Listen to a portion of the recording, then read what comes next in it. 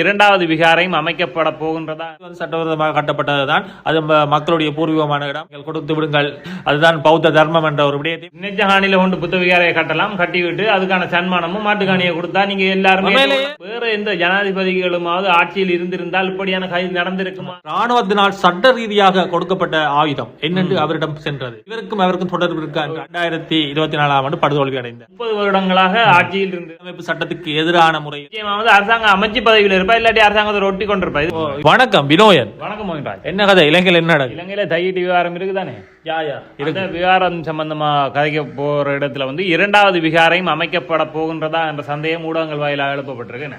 காலப்போக்கில் இரண்டாவது விகாரை எழுப்பப்பட போகிறது தையிட்டி பகுதியில் என்ற ஒரு விடயம் காணப்படுகிறது பேசு பொருளாக. ஏன் சொல்றீங்க? அப்படி என்னதுக்காக சொல்றீங்க? என்னன்னா, முதலாவது விகாரை, அதாவது இப்ப தற்போதுள்ள விகாரைக்கான நிலங்கள் ஆக்கிரமிக்கப்பட்டு கட்டப்பட்டது என்ற ஒரு சம்பவம் இருக்கிற சந்தர்ப்பத்தில் இரண்டாவது விகாரையும் கட்டப்பட போகின்றதா என்ற அச்சம் மக்கள் மத்தியில் எழுந்ததால, குறிப்பாக இதில் பார்க்க போனால் என்றால் ஏற்கனவே ஒரு விகாரை சட்டவிரோதமாக கட்டப்பட்டிருக்கு கூறப்படுகிறது. அதே நேரத்தில் இப்பொழுது இன்னொரு விடயம் வெளிவந்திருக்கு என்றால், உண்மையான விகாரை இருந்ததுக்குரிய இடம் அப்ப அங்கு ஒரு விகாரை வருங்காலத்தில் கட்டப்படலாம். அந்த விகாரை காணிக்குரிய அதிபதி யார் என்று பார்த்தால் நயனாதீவு நாகதீவ விகாரையினுடைய அதிபதி தான் அதுக்கும் சொந்தக்காரர் என்ற விடயம் இப்பொழுது பேசுபொருளாக இருக்குது. இப்ப இருக்கிற நயனாதீவு விகாரை அதிபதி ஒரு மக்களோட இணைந்து செல்கிறார். அப்ப இப்போதைக்கு அதுல எந்த ஒரு கட்டிடம் கட்டுவதற்கு ஆரம்பிக்க மாட்டார்கள். காலப்போக்கில் இவர் சென்ற பிறகு இன்னொருவர் புதியதாக வருவார். அப்ப ஏற்கனவே காணி இருக்குது, அப்ப காணியில இன்னொரு விகாரை கட்டப்படலாம். அப்ப ஒரு இடத்தில் 2 விகாரைகள் என்ற ஒரு விடயம் பேசு பொருளாக மாறி விகாரைக்குரிய காணியாக இங்கு பார்க்கப்படுது. உண்மையிலேயே அதுதான் காணியாக காணப்படுகிறது. அதுக்கான ஆதாரங்கள் நயனாதீவு விகாராதிபதி வெளியிட்டிருக்கிறார். ஆனால் இது சட்டவிரோதமான ஒரு கட்டிடம் தான் என்பதை கூட அந்த தேரர் வெளிப்படுத்தி இருக்கிறார். இவ்வாறான சூழ்நிலை தான் வருங்காலத்தில் 2 விகாரைகள் அந்த தையிட்டி மண்ணிலே கட்டப்படுவதற்கான சாத்தியக்கூறு எழுந்திருக்கு.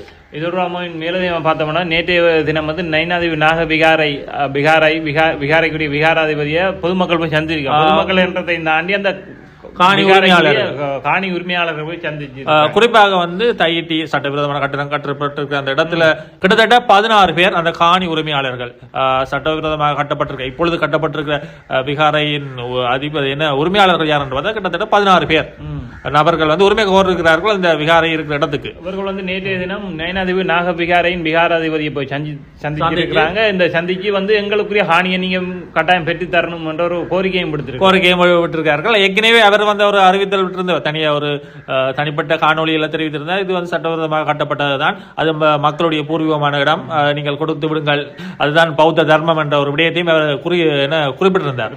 அப்ப இப்பொழுதுதான் இந்த விடயங்கள் பேசு பொருளாக காணப்படுகிறது. அதே நேரத்தில் அமைச்சர் சந்திரசேகர் அவர்கள் ஒரு முக்கியமான கருத்துக்களை வெளியிட்டிருக்கிறார். என்னென்று பார்த்தால், அந்த காணி உரிமையாளர்களுக்கு மாற்று காணி இல்லாது ஏதாவது சன்மானம்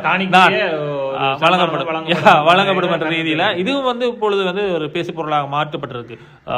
என்னென்று சட்டவிரோதமாக கட்டப்பட்டிருந்தாலும் அது ஒரு பௌத்தம் என்ற அமைய என்ன தவறு செய்தாலும் அது நியாயப்படுத்தப்படுமா என்ற ஒரு விடயம் தான் இங்கு பேசு பொருளாக காணப்பட்டிருக்கு. இது பாரிய ஒரு விமர்சனத்தையும் உருவாக்கப்பட்டிருக்கு.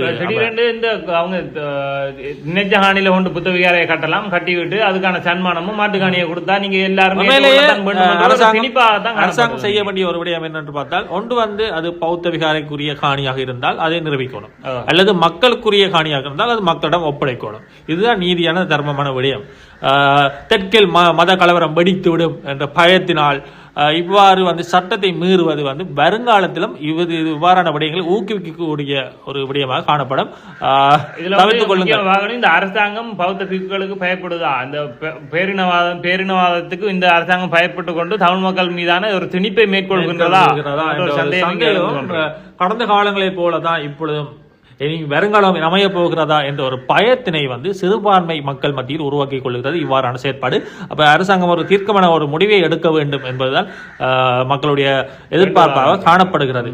அதே நேரத்தில் இன்னொரு முக்கியமான விடயம், அந்த கிட்டத்தட்ட 8 ஏக்கர் 100 பரப்பு காணிகள் தான் அங்கு ஆக்கிரமிக்கப்பட்டிருக்கு. அதுல 2 ஏக்கர் காணிகள் விடுவிக்கப்பட போவதாகவும் ஒரு விடயம் காணப்படுகிறது. அப்ப ஏற்கனவே இதுவும் அரசாங்கம் கையாளுகின்ற ஒரு தந்திரம் என்ற ரீதியில தான் பார்க்கப்படுகிறது. பார்ப்போம் காலப்போக்கில் இந்த தையிட்டி விவகாரம் எவ்வாறு மாற்றப்பட போகிறது, மக்களுடைய நீதி நிலையான விடயங்கள் காக்கப்படுமா நிலைநாட்டப்படுமா என்பதனை தொடர்ச்சியாக பார்ப்போம். அடுத்ததாக இன்னொரு முக்கியமான விடயத்தையும் பார்க்கணும். டக்ளஸ் தேவானந்தா அவர்களுடைய கைது.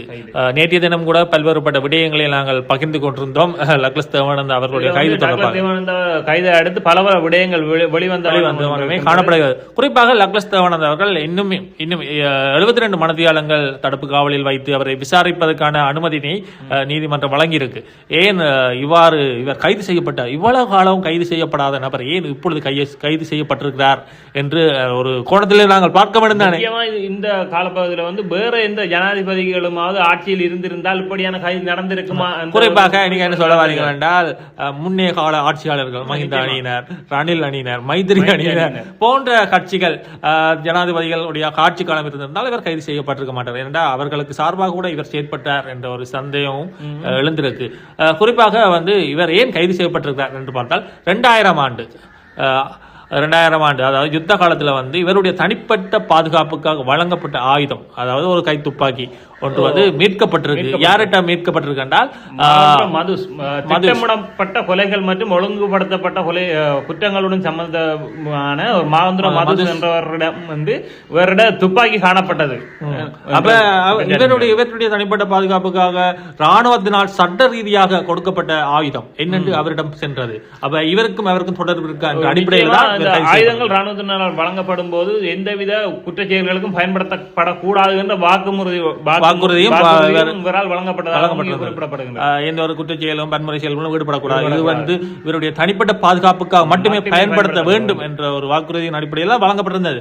ஆனால் பிற்பட்ட காலங்களில் அது எவ்வாறு பயன்படுத்தப்பட்டது என்பதனை இனிவரும் விசாரணைகள் தான் தீர்மானிக்க வேண்டும். இது இவ்வாறு இருக்க கிட்டத்தட்ட 1994 தொடக்கம் கடைசியாக நடந்த பாராளுமன்ற தேர்தல் வரைக்கும் தொடர்ச்சியான வெற்றியினை ஈட்டின டக்ளஸ் தேவானந்தா அவர்கள் 2024 ஆண்டு படுதோல்வி அடைந்தார். கிட்டத்தட்ட 30 வருடங்களாக ஆட்சியில் இருந்து ஆட்சி என்ன, அதாவது அமைச்சு பதவிகள் இவர் பாராளுமன்ற உறுப்பினர் என்று மட்டுமில்ல, கிட்டத்தட்ட அமைச்சு பதவி எந்த அரசாங்கம் வந்தாலும் அமைச்சு பதவியில் இருப்பார். ஏனென்றால் அவளுக்கு ஒரு செல்வாக்கு மிக்க ஒரு நபராக காணப்பட்டார். ஆயினும் மைத்திரி என்பவருடைய காலத்தில் இவருக்கு எதிர்கட்சியில் போய் அமர்ந்திருந்தார்.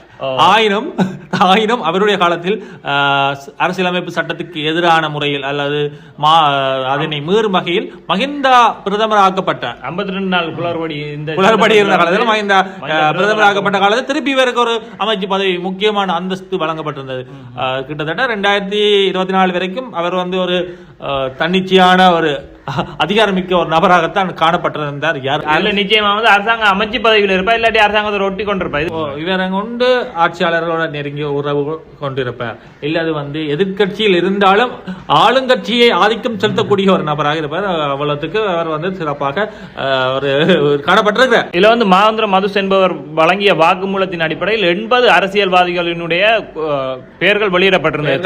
தன்னுடன் தொடர்புடையதாக 80. அதே நேரத்தில் நாங்கள் இதுல ஒரு முக்கியமான கவனிக்கணும். இந்த மதுஸ் என்பவர் கொலை செய்யப்பட்டார். என்னென்று பார்த்தால் அரெஸ்ட் பண்ணப்படுறார். என்கவுண்டர் மூலம் அவர் படுகொலை செய்யப்படுகிறார். படுகொலையா அது என்கவுண்டர் என்றதான் சொல்லலாம். என்கவுண்டர் செய்யப்பட்டு அவர் கொலை செய்யப்படுகிறார். இந்த கொலைக்கு பின்னால் இந்த 80 பேருடைய பெயர்கள் வெளிவருமா என்ற சந்தேகத்தில் தான் கொலை செய்யப்பட்டாரா என்ற சந்தேகம் இப்பொழுது எங்களுக்கு எழுகிறது. அதில் நிச்சயமாக இந்த 80 பேர்லையும் டக்ளஸ் தேவானந்தா அவர்கள் பேரும் உள்ளடங்கப்பட்டிருக்கிறதா என்ற சந்தேகம் மக்கள் மத்தியில் எழுந்திருக்கு.